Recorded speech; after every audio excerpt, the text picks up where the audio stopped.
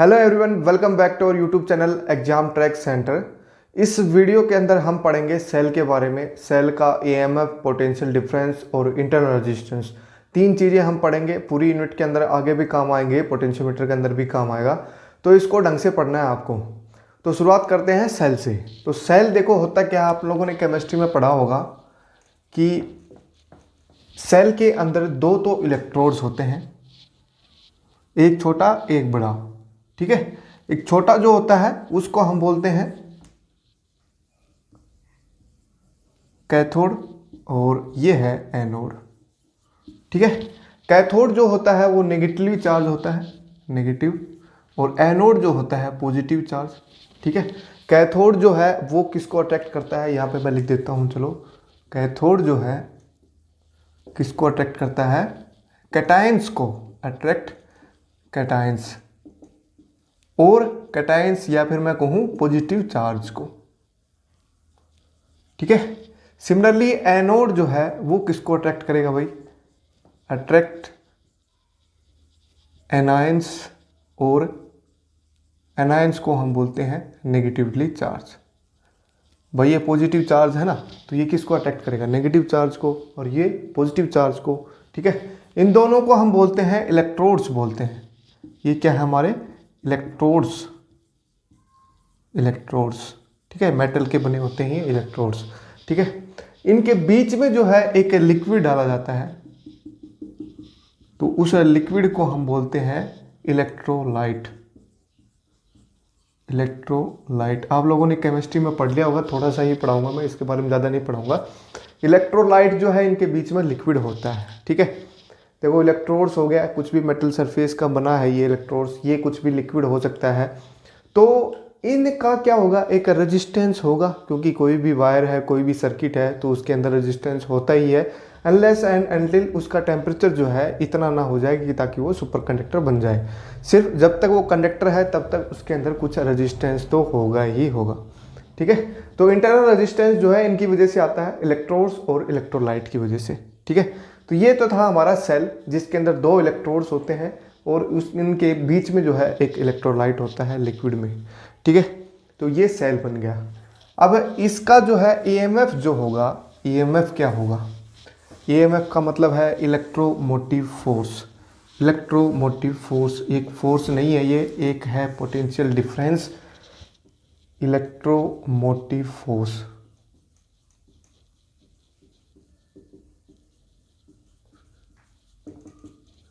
Electromotive force ये है electric state के अंदर हम इसको बोलते हैं फोर्स, जिसकी वजह से जो है इलेक्ट्रॉन्स या कोई भी चार्ज पार्टिकल जो है मूव करता है। It is the force required to move, it is the force required to move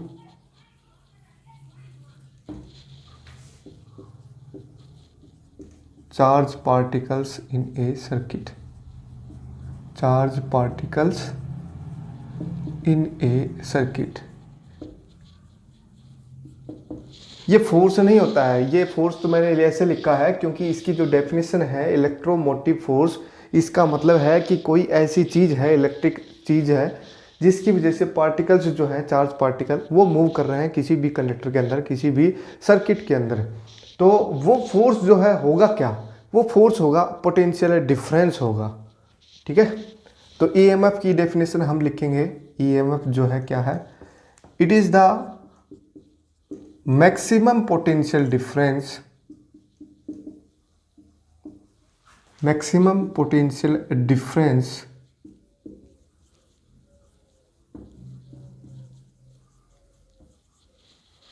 across any cell, any cell और सर्किट, यहां लिख सकते हो, when no current drawn from the cell, from the cell. ठीक है, no current drawn from the cell, ये बात सही है, क्लियर होगी। मैक्सिमम पोटेंशियल डिफरेंस है, एक पोटेंशियल डिफरेंस है ईएमएफ, जब कोई भी करंट उसके अंदर से ड्रॉ नहीं हो रहा सेल के अंदर से। ठीक है, तो इसका मतलब ये है कि जो सर्किट जो होगा उसमें क्या होगा, ओपन सर्किट होगा। तो ये जो एक सेल बना दिया मैंने, एक एनोड, एक कैथोड, छोटा वाला कैथोड है, बड़ा वाला एनोड है। तो इसके अंदर जो है ये एक सेल बन गया, 2-4 सेल मिला के एक बैटरी बनती है, तो एक सेल बना दिया। तो इसके अक्रॉस जो पोटेंशियल डिफरेंस है ना, यहाँ से लेकर यहाँ तक, तो वो होगा ईएमएफ। क्योंकि ये सर्किट अभी क्या है, ओपन सर्किट है, क्लोज नहीं है, तो इसके अंदर से कोई करंट जो है इस सर्किट में फ्लो नहीं हो रहा है। यहाँ पे आप लिख सकते हो no current drawn from the cell और circuit is open. Circuit is open, open circuit के अंदर कभी भी कोई भी करंट फ्लो नहीं होता है। ठीक है, तो ये जो सेल है इसकी वजह से जो पोटेंशियल डिफरेंस बन रहा है उसको हम बोलेंगे ईएमएफ, इलेक्ट्रोमोटिव फोर्स। ठीक है, वैसे क्या है, एक पोटेंशियल डिफरेंस है, तो इसकी यूनिट जो है पोटेंशियल डिफरेंस वाली ही यूनिट आएगी। क्या यूनिट आएगी वो अभी करेंगे हम। तो ऐसा यूनिट जो है क्या आएगी इसकी, वोल्ट, या फिर मैं कहूँ कि इलेक्ट्रिक पोटेंशियल जो मैंने बताया था तो उसकी यूनिट क्या बताई थी मैंने, वर्क डन अपॉन में टेस्ट चार्ज। तो वर्क डन की यूनिट क्या होगी, जूल, और टेस्ट चार्ज की यूनिट होगी कूलाम, तो जूल पर कूलाम। तो दोनों ही यूनिट है इसकी ईएमएफ की। ठीक है, इसको रिप्रेजेंट करते हैं हम ई से, ऐसे एप्सिलॉन जैसे लिखते थे ना, सेम वैसे ही रिप्रेजेंट करते हैं इसको। ठीक है, मैथमेटिकली फॉर्म में इसको हम लिखते हैं इलेक्ट्रिक फील्ड का लाइन इंटीग्रल है with respect to displacement vector. ठीक है, इसको आपको याद नहीं रखना है क्योंकि ये जो है क्वेश्चन थोड़ा सा एडवांस वर्जन हो जाता है। तो आप इसकी ऐसा यूनिट याद रखो, मोस्ट इंपॉर्टेंट है, क्योंकि बच्चे यहाँ पे क्या कर देते हैं, क्योंकि फोर्स लिखा हुआ है ना, तो फोर्स की यूनिट न्यूटन लिख देते हैं, तो न्यूटन नहीं आएगी इसमें, एक पोटेंशियल डिफरेंस होता है ईएमएफ, ये बात ध्यान रखनी है। ठीक है, जब सर्किट के अंदर कोई भी करंट फ्लो नहीं हो रहा है, ये बात ध्यान रखनी है। तो ईएमएफ तो ये था। अब देखो ईएमएफ की वजह से ही तो चार्ज फ्लो हो रहे हैं, वही मैंने लिखा था ना कि जब force required to move charge particle in circuit, तो ईएमएफ की वजह से ही तो चार्ज फ्लो हो रहे हैं। अब जो चार्ज जो है फ्लो होता है तो कहाँ से कहाँ होता है, तो चार्ज, पॉजिटिव चार्ज मैं लिखूंगा, या फिर मैं कहूँगा कि करंट, पॉजिटिव चार्ज और current flows from high potential to low potential, high potential to low potential.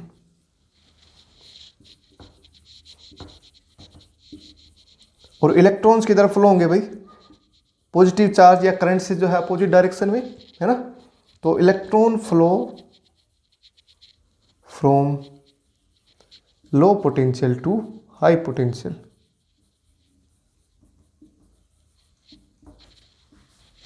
High potential, ठीक है। अब जैसे ये सेल था तो इसमें अगर मैं सर्किट में इसको लगा दूंगा तो जो करंट होगा वो ऐसे फ्लो होगा पॉजिटिव प्लेट से, है ना। तो पॉजिटिव चार्ज इधर फ्लो होगा, नेगेटिव चार्ज जो है इधर फ्लो होगा। लो पोटेंशियल ये है, हाई पोटेंशियल ये है, तो लो से हाई की तरफ आएगा इलेक्ट्रॉन्स, और जो पॉजिटिव चार्ज या करंट है वो हाई से लो की तरफ जाएगा, ठीक है। तो ये था हमारा EMF के बारे में। अब हम पढ़ते हैं इसकी इंटरनल रेजिस्टेंस क्या होता है। इंटरनल रेजिस्टेंस क्या होता है, देखो मैंने अभी बताया था कि इट इज़ द रेजिस्टेंस, एक रेजिस्टेंस है ये, किसकी वजह से आता है, ये इलेक्ट्रोलाइट्स और इलेक्ट्रोड्स की वजह से सेल के अंदर आता है ये। नेक्स्ट टॉपिक लिखो, internal resistance of cell.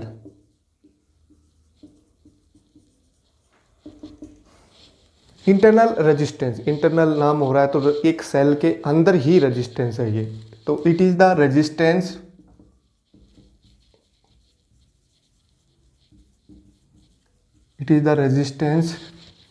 offered by cell due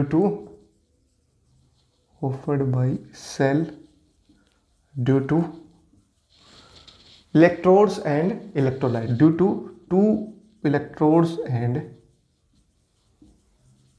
electrolyte present in cell,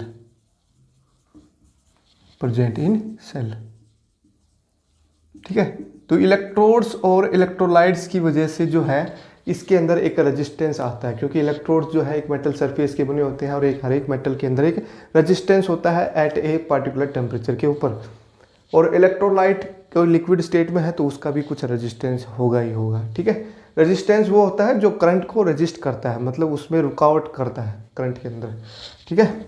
तो इंटरनल रेजिस्टेंस ये हो गया, इसको हम स्मॉल आर से रिप्रेजेंट करते हैं। वैसे तो रेजिस्टेंस को आर से लिखते हैं ना, तो इसको हम स्मॉल आर से लिखते हैं।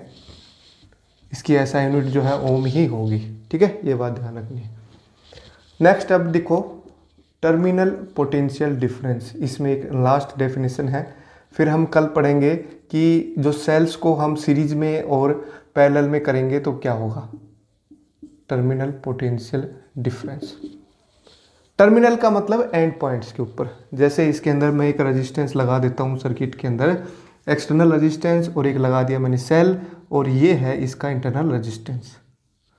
तो ये ईएमएफ है, ये स्मॉल आर है, ये कैपिटल आर है, ठीक है। तो टर्मिनल पोटेंशियल डिफरेंस का मतलब है it is the potential difference when current flows in the circuit. It is the potential difference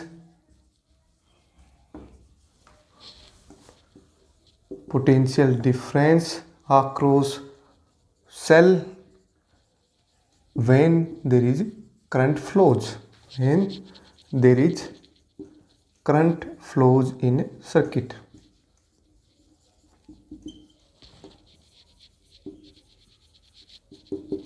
ठीक है, करंट फ्लो होगा तो पोटेंशियल डिफरेंस जो आएगा सेल के अक्रॉस, उसको हम बोलेंगे टर्मिनल पोटेंशियल डिफरेंस। लेट से यहाँ तक जो है ये है टर्मिनल पोटेंशियल डिफरेंस। ए से बी पॉइंट दे दो यहाँ पे। तो यहाँ पे जो पोटेंशियल डिफरेंस है वो मैंने मान लिया है क्या है, वी है।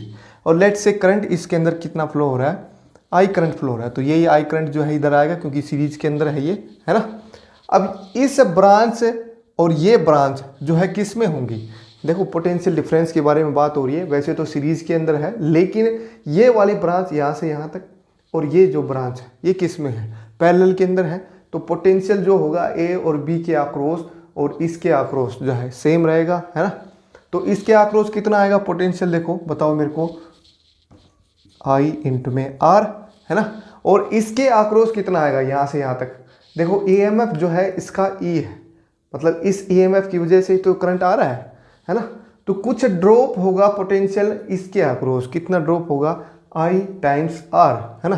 तो टोटल जो पोटेंशियल डिफरेंस हो गया ए और बी के बीच में वो कितना आएगा, E minus of I into में आर।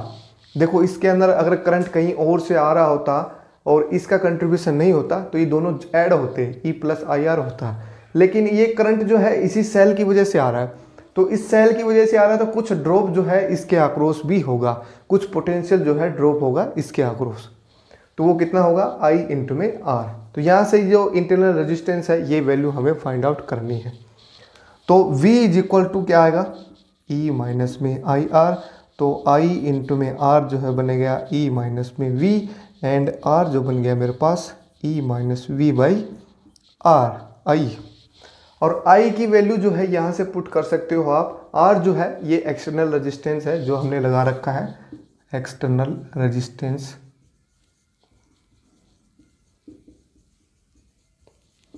ठीक है, अब इस R की वैल्यू जो है यहां से पुट कर सकते हो आल्सो,